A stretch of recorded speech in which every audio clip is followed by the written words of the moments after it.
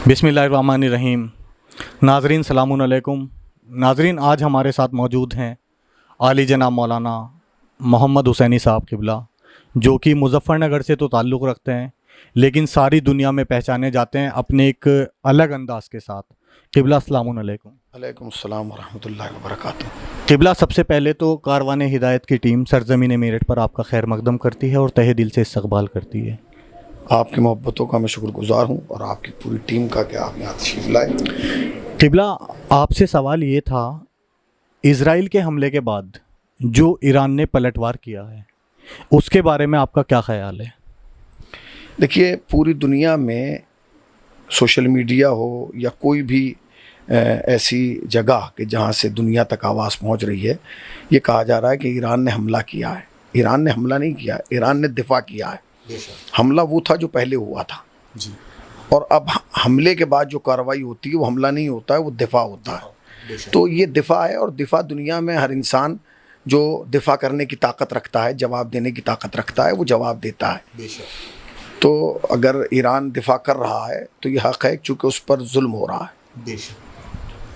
क़िबला, मेरा दूसरा सवाल आपसे ये है, जो आज के हालात हैं, ईरान पलटवार कर रहा है, इज़राइल हमलों पे हमले कर रहा है, उसके बारे में आप आवाम को एक क्या मैसेज देना चाहते हैं? आप क्या कहना चाहते हैं? क्या ख़याल है आपका? देखिए, पूरी दुनिया ईरान को जिस निगाह से भी देखती है वो उनका अपना नज़रिया है, मगर हमारी कौम का एक ख़ास नज़रिया है ईरान के बारे में। वो इसलिए है क्योंकि पूरी दुनिया के नक्शे पर शियों का एक ही मुल्क है जिसे ईरान कहा जाता है, और उससे फिर हमारे दो ख़ास रिश्ते और हैं। एक मर्जियत का रिश्ता है और दूसरे इमाम रज़ा का रिश्ता है। चूँकि उस ज़मीन पर इमाम रज़ा के का वजूद मुक़द्दस और इमाम रज़ा का जो है वो हरम मुतहर मौजूद है, लिहाजा उससे ख़ास अक़ीदत है। तो अगर दुनिया का कोई भी मुल्क ईरान के ख़िलाफ़ कार्रवाई करेगा तो हमारा जो यानी दिली लगाव होगा वो ईरान की तरफ होगा। तो बहरहाल या सिर्फ ईरान नहीं, जैसे कि हम हिंदुस्तान में रह रहे हैं, अगर दुनिया का कोई भी मुल्क हिंदुस्तान पर हमला करता है या हिंदुस्तान के ख़िलाफ़ बोलता है तो हम अपने घर से लेकर अपनी कब्र तक हर लम्हा अपने मुल्क की हिमायत में खड़े होंगे। और अगर ऐसा नहीं करेंगे तो हम मुल्क के भी गद्दार होंगे और ईमान के भी गद्दार होंगे, चूँकि मुरसल आज़म ने फरमाया कि वतन की मोहब्बत आधा ईमान है। तो हमें बहरहाल अपने मुल्क की हिफाजत के लिए, अपने मुल्क के दिफा के लिए हमेशा तैयार रहना चाहिए, और ऐसे फ़िक्री तौर पे नहीं, सिर्फ ज़बानी तौर पे नहीं, अमली तौर पे भी। अगर कल हिंदुस्तान पर कोई भी मुल्क कोई ऐसी कार्रवाई करता है कि जिसका जवाब देना ज़रूरी है और हमारा मुल्क और हमारा कानून और हमारी हुकूमत हमें इजाज़त देती है, तो आप यकीन जानें शिया कौम पीछे नहीं रहेगी, बल्कि जिस तरह हम लोग अंजुमनों की सूरत में इमाम बारगाहों में जाते हैं, इसी तरह अपने मुल्क की हिफाजत के लिए हम लोग सरहदों पे जाएंगे। और मैं इसी लिबास में इंशाअल्लाह अपने मुल्क की हिफाजत के लिए जाऊंगा, और ये मेरे लिए इफ्तिखार होगा और ये आपके लिए भी इफ्तिखार होगा, क्योंकि हम हिंदुस्तान के रहने वाले हैं। क़िबला, मेरा आपसे एक सवाल और है, जो भी हालात है, कोई कुछ बोल रहा है, कोई कुछ बोल रहा है, जो हमारे गैर मुस्लिम भाई हैं, जैसे कि हिंदू भाई हैं, हमारे क्रिश्चियन भाई हैं, उनको आप क्या मैसेज देना चाहते हैं एक शियत की रहनुमाई करते हुए? देखिए, जंगें हर दौर में हुई हैं जी। आज ये पहली जंग नहीं है। जंगें होती हैं, झगड़े होते हैं, लड़ाइयाँ होती हैं, मगर वो वक्ती होती हैं। जंगें ख़त्म हो जाती हैं मगर तारीख़ बन जाती है।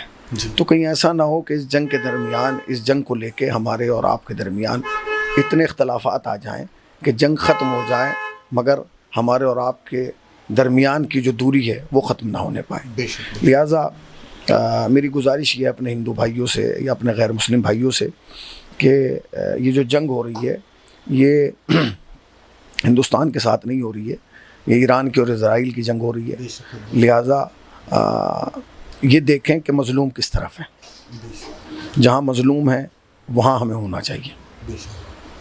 क़िबला, मेरा आखिरी सवाल आपसे ये है, लोगों ने सैयद की शहादत के बाद बहुत बातें बनाई कि ख़ामनाई साहब को यहाँ छुपा दिया गया है, वहाँ छुपा दिया गया है।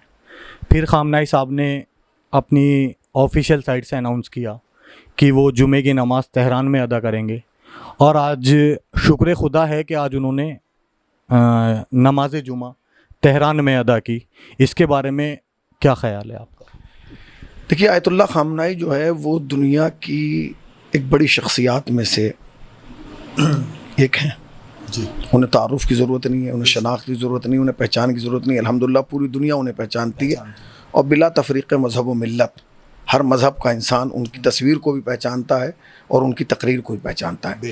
یہ پہلا موقع نہیں تھا جب انہوں نے دانشگاہ تہران سے خطاب کیا، بلکہ سال میں نہ جانے کتنی مرتبہ وہ جمعے سے خطاب کرتے ہیں، اور خصوصاً عیدین کی نماز جو ہے وہ انہی کی امامت میں ادا کی جاتی ہے، مگر چونکہ اس وقت جو ہے پوری دنیا میں حالات ایران کو لے کے ایک دوسرے بن چکے ہیں، لہٰذا اس جمعے پہ خاص نگاہ تھی، اور یہ ضروری بھی تھا کہ سید کی شہادت کے بعد رہبر معظم حضرت آیت اللہ خامنائی کو عوام سے خطاب کرنا تھا، اور یہ پہلا جمعہ تھا سید کی شہادت کے بعد، تو وہ آئے اور انہوں نے خطاب کیا اور اپنی بات عوام تک رکھی، اور لوگوں کو یقین دلایا کہ ہم جو ہیں وہ گھبرانے والے نہیں ہیں، ہم لوگ ڈرنے والے نہیں ہیں، اور ہم نہ ہی پیچھے قدم ہٹانے والے ہیں۔ اور بہرحال ان کے پیغامات جو تھے وہ صرف ایران یا ایرانیوں کے لیے نہیں تھے، بلکہ پوری دنیا میں انہیں سنا جا رہا تھا۔